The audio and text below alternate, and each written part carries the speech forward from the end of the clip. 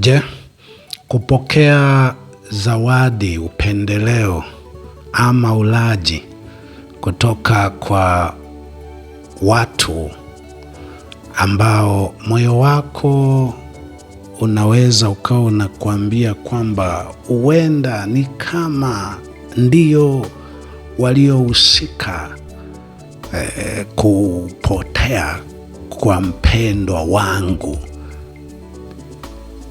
Hivi ni akili au ni usaliti? Ni nani anaweza akawa anakula na kipofu? Ni nani ambaye atakuwa ni kipofu? Nani atakuwa amepata zaidi? Ikiwa kama kweli hao waliokumegea kaulaji fulani wanaweza akawa kwa namna moja ama nyingine wamehusika pengine kutokuwa hai kwa mpendwa wako.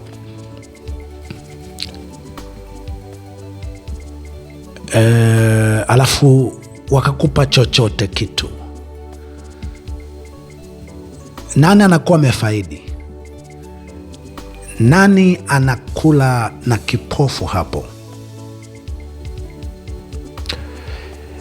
Hivi kweli hiyo inakuwa ni njia ya kutuliza au kupunguza machungu, au ndio njia nzuri ya kuja kumfanya Mungu alipe kisasi kwa niaba yako?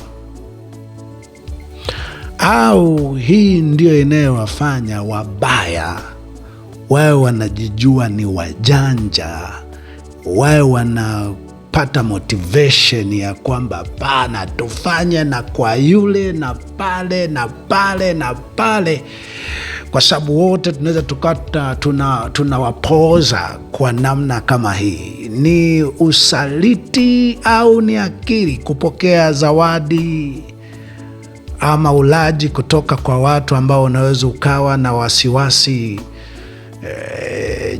kuhusiana na kuto kuwepo kwa ndugu yako, kutokuwa hai kwa ndugu yako?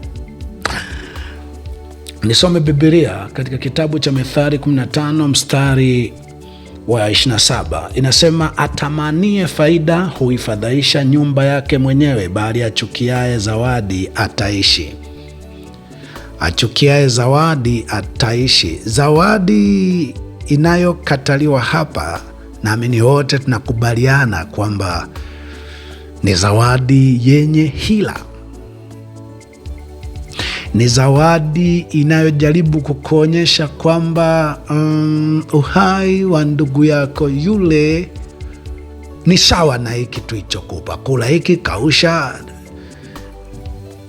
Ni akili, ni usaliti. Biblia ishatangulia kwa kila kitu. Biblia ina akili kwa kila kitu.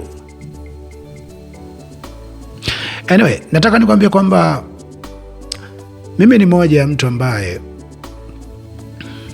kundi fulani limejinasibu kuua mtoto wangu, na baada ya hapo liliamini na mpaka leo linaamini kwamba njia ya kumfanya mtu huyu aone mtoto wake ni sisimizi, akubaliane kwamba ataka asitake hivyo tulivyofanya ndo sawa. Njia ya kwanza ni kumtesa kuliko kumuumiza, kuliko kumuwinda, kutafuta kila namna, yani kama mateso yale hataelewa, kumuua. Ndo njia pekee yeye akubali kwamba hilo tulilomfanyia ni zuri, ni zuri.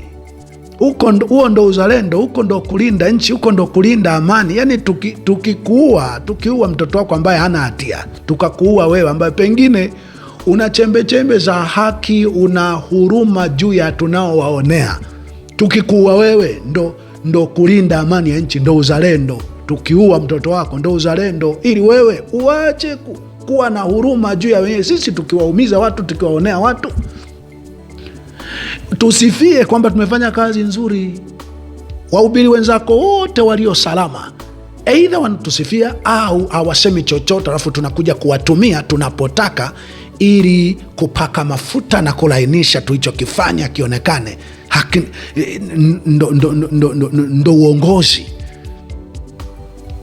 Sasa wewe ambaye unaamini ubiri sijui ni haki, ni huruma, na unakomaa kabisa, unamaanisha toka moyoni, wewe kukuondoa ni kama dunia inakuwa salama. Sasa na njia ya pili, wakishaona pengine wamekutesa ni kama umelainika. Wengine wanaowaonaga tu ni waoga, hawatesa hata kuwatesa. Mwanzoni tu kabisa wanawajia pengine na bahasha au kachochote kitu, kwamba na wewe tukupe mlija huu unanyonya mahali fulani. Lakini sisi tunaonekana ni kama wabishi, tuna misimamo, tuna uchungu endelevu. Mara nyingi lazima tupate kisago cha kutosha, alafu ndo unaambiwa si unakubali tulilokufanyia ni zuri. Kama unakubali, sio tu tunakuacha hivyo, basi kuna pia na maisha mengine ambayo sasa na wewe sasa basi utakuwa tuona wema, alafu tutakuwa tunashirikiana. Sio kwamba wanakupa hiyo fimbo uitumie kwenda kudai haki ya uhai wa ndugu yako. Wanakupa tu, pengine wao wanakutumia sasa kujiidhinisha kwamba wao ni wazuri, wao wana huruma, wao wakiua wanaua tu sisimizi ambao wanaleta ghasia kwenye mboga. Kwa hiyo wewe pokea kamrija wako, na wewe ukaushe kule, si maisha yaendelee. Kwa mtu kama mimi, maisha kuendelea ni uhai wa watu. Mimi hao nilifanya kikao nao na nikawatuhumu mbele ya macho yao na mbele ya waumini wangu, na kusema nimewakosea nini mpaka mkaue mtoto wangu, mkanifunge gerezani, na sasa mnaniwinda tena kunifunga, na watu wanatafuta kuniua. Nimewakosea nini?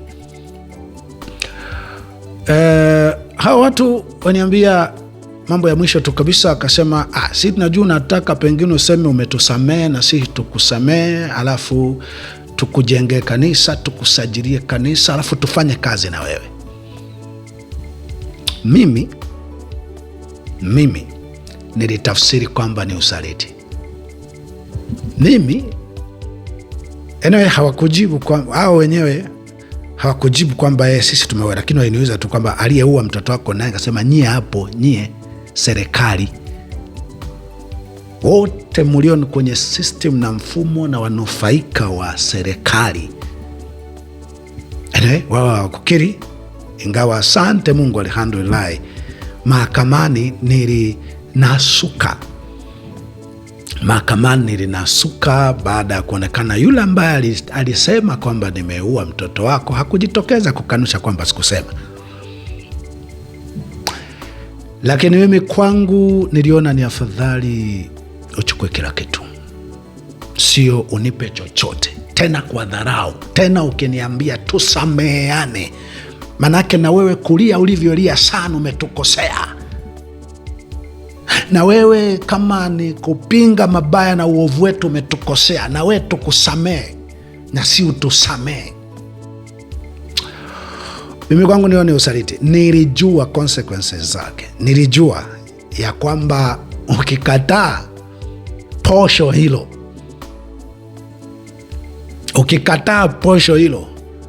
utakuwa kwenye hatari zaidi, kwa sababu wanajiamini kukupa hilo, na wakijua kabisa hutasema popote, hiyo umekataa umekubali, na ukisema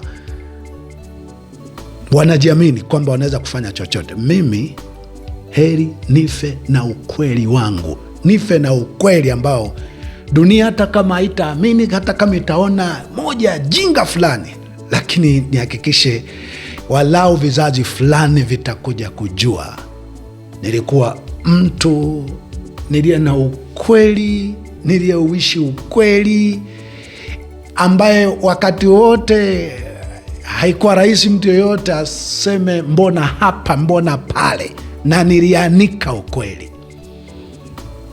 sababu njia pekee ya kuondoa giza ni nuru kuipeleka penye giza, sio nuru kuificha chini ya pishi, chini ya kitanda nini. Hapana, ni kuharibu zaidi kuficha. Yesu anasema huwezi ukawasha taa ukaiweka chini ya pishi.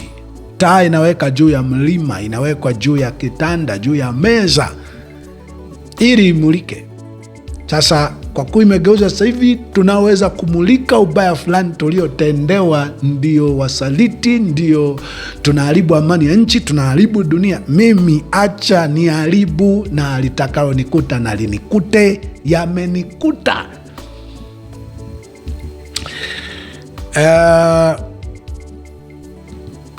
Hiki ambacho wanakuwa wamefanya hawa, inawezekana kabisa mioyo yao inaweza ikawa inawaambia kuondoka kwa wazazi wetu, kwa ndugu zetu, kani hawa, aidha taarifa, maelezo mbalimbali ya watu mbalimbali, mioyo yao ikawa inashuhudia. Na ikiwa mioyo yao inashuhudia hivyo, na hasa ikiwa hao wanaoweza kuwa wamewapa ulaji au wameonyesha wangetaka kuwapa ulaji wakaukubali, au watawapa ulaji, walihusika kweli kwa namna moja ama nyingine, mimi nifanye tuhitimisha kwamba hiyo sio akili, huo ni usaliti, hayo ni matope, na huko ni kuingia kwenye orodha ya watu wa hovyo zaidi na ambao huidhinisha ubaya kuwa ni akili. Anyway, mimi kifupi, huyu binti wa Magufuli, huyu kijana wa Mhagama, tangu zilipoanza kuonekana dalili za kwamba ni kama wamesogezwa sana, sijui wao ndo wanaojua ukweli, hao ndo wanaojua ukweli juu ya wazazi wao, lakini kama mioyo yao ilikuwa inawaambia inawezekana hiki tunachopewa huku, tunakovutwa kwa ukarimu, tunakofanyiwa ni kifuta jasho, ni ili uone hiyo, hayo mengine ni sawa tu, na wenyewe wakaona huko ni kupunguza machungu, sijui ndo kutafuta njia wakati fulani ili Mungu alipe kisasi, ndo itakuwa rahisi hivyo. Mimi binafsi, kwanza yule binti anaitwa Jessica Magufuli nilimdharau sana sana, ona zero brain.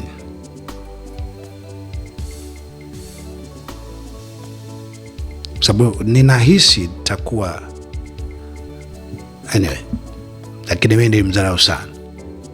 Na huyu kijana alipoonekana anasifiwa ni mpaka baadaye jina lake likatamkwa wakati bado atamaka hajazikwa, baadaye kweli na yeye akakokotwa, akavutwa jina mpaka likaenda kule, baadaye mpaka ikaonekana ni kama rushwa, baadaye kaondolewa, wengine akaanza kusema inawezekana, baada hapo akaandaliwa donge yani mpaka hapo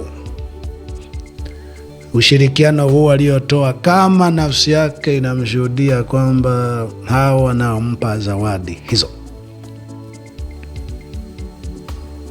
kwa namna moja nyingine ni sababu ya mama kuto kuwepo. Anyway, nimesema haya, najua wengi mna siri nzito juu ya nafasi mlizo nazo, ulaji mlio nao, ya kwamba vimekuwa mbadala wa ndugu zenu fulani ambao walifanyiwa ukatili. Nikujulisha kwamba Biblia inawezekana wakati fulani itaonekana kwamba ilikuwa ni kweli.